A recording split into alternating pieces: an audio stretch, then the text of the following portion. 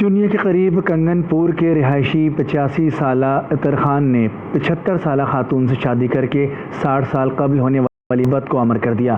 اس محبت کی لازوال داستان دیکھتے ہیں چونیا سے سید عامر حسین نقوی کی اس رپورٹ میں۔ کہتے ہیں کہ محبت سچی ہو تو مل ہی جاتی ہے، چاہے عمر کا آخری حصہ ہی کیوں نہ ہو۔ ایسی ہی محبت کی داستان کنگن پور کے رہائشی عطر خان کی ہے، جو 60 سال قبل ایک شادی کی تقریب میں گیا اور ایک 15 سالہ لڑکی نذیرہ بی بی کے عشق میں مبتلا ہو گیا۔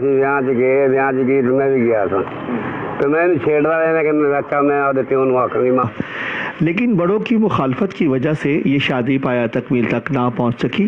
دونوں کی شادی کہیں اور ہو گئی۔ انہوں نے نہیں کی تھی شادی، یہ بھی اور جگہ ہوگی، میری اور جگہ ہوگی۔ وقت گزرنے کے ساتھ ساتھ عطر کی بیوی اور نذیرہ بی بی کا شوہر انتقال کر گیا۔